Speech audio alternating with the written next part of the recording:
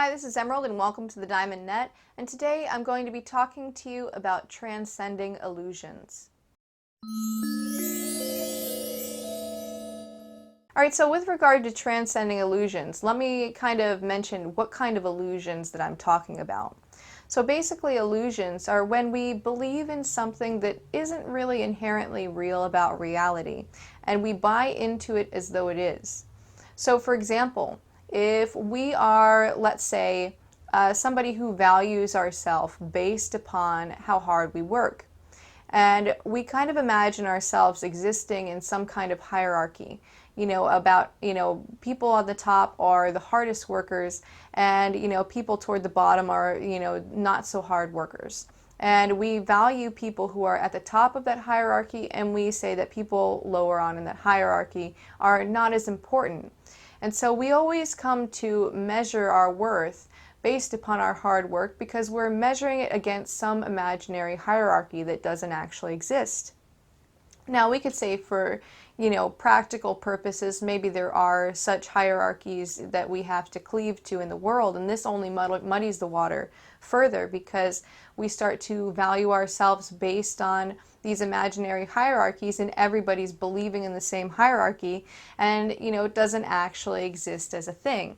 So that's just one example of an illusion that we could believe in terms of thinking my value and my significance or my worth is based in how well I'm doing, or how hard I work, or how attractive I am, or fill in the blank, any other type of thing, or how good my career is, or how nice my house is, or how nice my car is. And so these are really, really common illusions for adults to believe in. It would be uncommon for an adult to have transcended those illusions. So I want to go back to a time that's maybe a little bit simpler, where we can clearly see ourselves maybe believing in illusions that we now know are just really silly, and why did we ever let that cause us such suffering, and why did we ever let those kind of silly ideas rule our lives? And I'm talking about childhood. So when I was a child, over the summers I went to this day camp where basically, like we would go swimming and play outside, everything. And it was for kids from ages 5 to age 12. And at the time I was 6. It was my first year in the camp. And then there was this older boy named Tristan who was like 11. And Tristan, he used to always like to mess with me about things. And, he always got joy out of picking on me.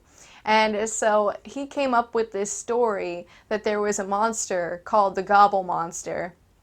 And he had basically said, this monster, I guess, did really nasty things from what I'm remembering. I can't quite remember the story.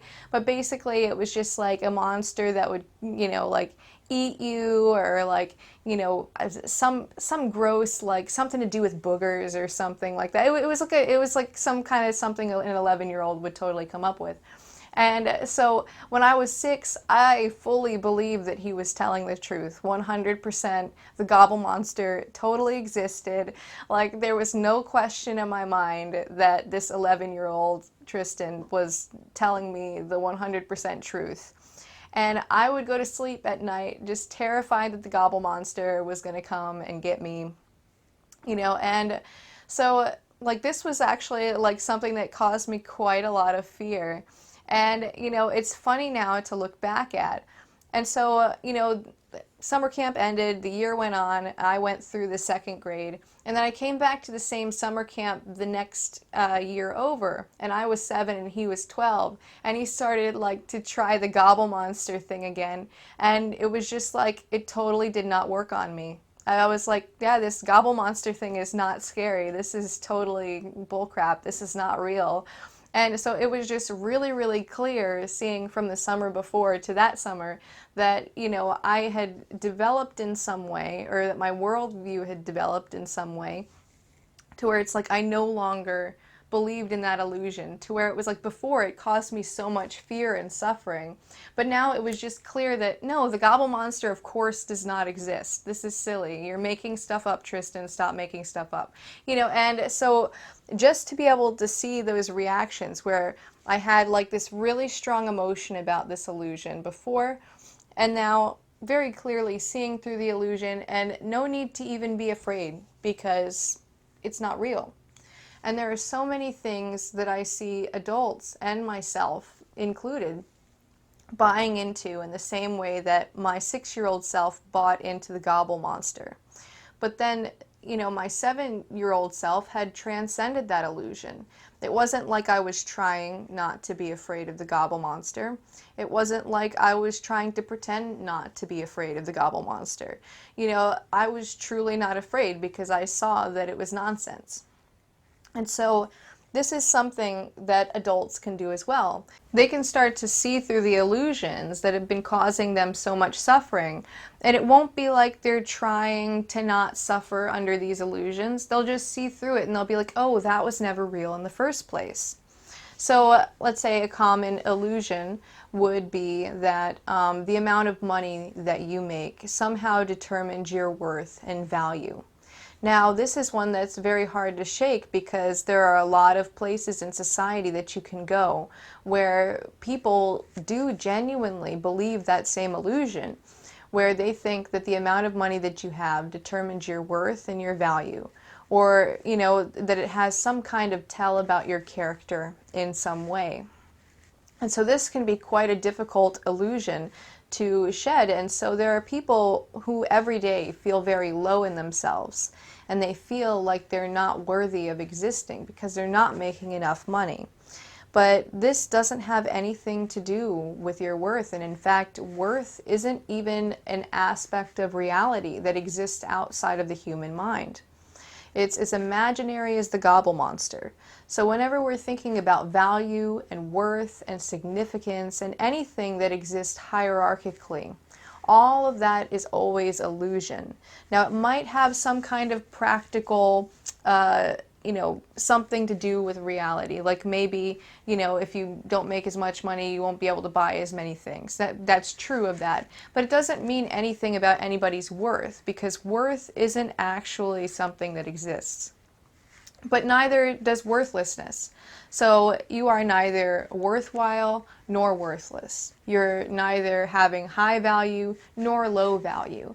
You don't have significance and you don't have insignificance. All of these ideas are just ideas.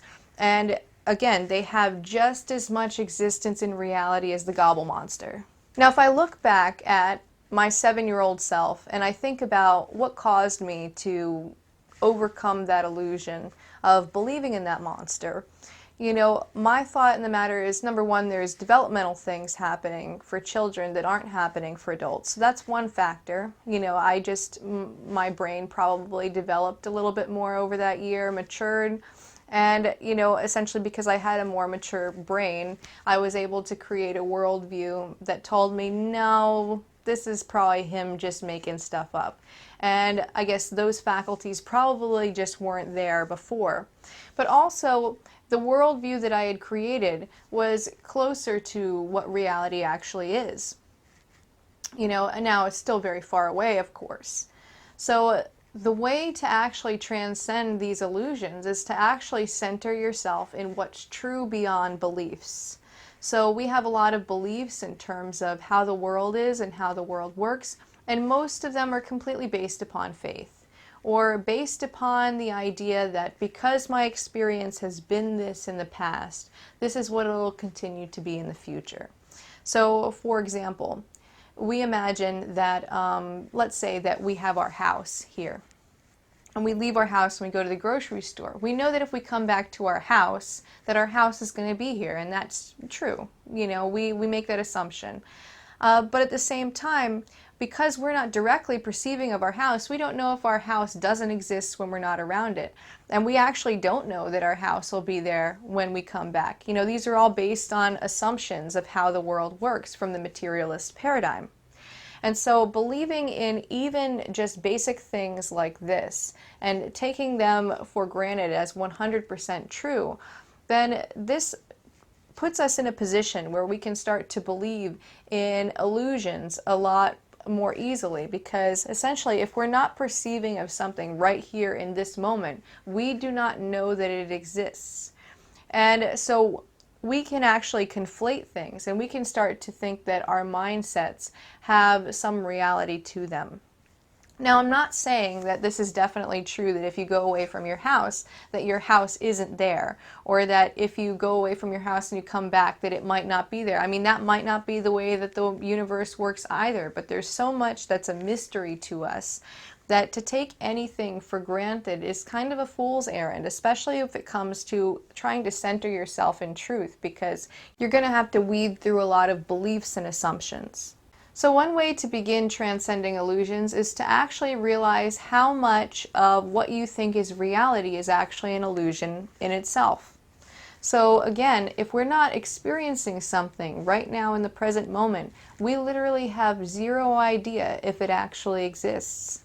We literally have zero idea if the way that we take reality to be is actually the way that it is, because we are always working through the lens of our own limited human perspective. And so essentially, if you boil down reality to what you know, you don't really know anything. You've just had a lot of experiences before, and you have memories, and you have a belief that those memories actually happened, and you have a belief that those memories will show you about how things will work in the future, because you can take patterns from them and you can see generally how reality works. So it's important to realize that those are tools. Those are not realities. Now, those are important tools because obviously if you treated every moment of every day as though you were a newborn baby or an alien coming down to a completely new dimension, well, that would be a problem. But if you're able to sort of hold that at arm's length and see how little you actually know about reality, then when these beliefs of gobble monsters or, some kind of hierarchy that you're trying to exist within come into play, you'll realize that those two monsters don't really have any existence because you're not experiencing it right now. And based on your past experiences, you can say, oh, look, I've never experienced a gobble monster before. I've never heard anybody else talking about a gobble monster before. This kid's like 11, so, what are the chances that he's experienced one and can, live to tell about it? And so, you can kind of ask those kind of questions with these imaginary value systems that have been created. It's like, well, I've never actually seen this value system before. And, everybody seems to believe generally in a value system, but does it actually have any substantial reality to it? Is there any reason why their perspectives on things might weigh in more than my perspective? And so just by asking these kind of questions and contemplating on the illusions that we've bought into can help us transcend those illusions. Now again, this is not repressing those illusions. This is not deciding arbitrarily that, oh, well, I don't think I should be believing in values and significance and worth and all of these other imaginary ideas that control my life, so I'm just going to not do that anymore. That's not transcending, that's repressing. To transcend an illusion, you have to see in your reality that that does not have substantial reality to it. And so you have to go looking for that in your reality. So you look for your value systems. You look for your imaginary ideas that are causing you issues. You look for these beliefs about reality that are causing you so much suffering. And when you find that there's nothing substantial in reality there, then eventually you will transcend that illusion if you become aware enough. Anyway, so that's all I have for you for now. I hope that you enjoyed this video. If you did, go ahead, click the like button below and subscribe. Also, leave me a comment down below. I love hearing from you guys. I try to get to all my comments if I can. I want to say thank you so much to my patrons. You guys keep me motivated to make a video every week. This week I actually made 2 to make up for last week's missed video. So thank you guys for keeping me motivated and on top of that. Also, if you would like to be my patron in exchange for rewards, I'll leave a link below in the description box. Also, I'm doing life coaching still for relatively cheap because I'm trying to learn the ropes of it before entering into a program for life coach training and certification. So if you're interested in that, also click the Patreon link down below. You can either sign up for 1 appointment per month or 2 appointments per month.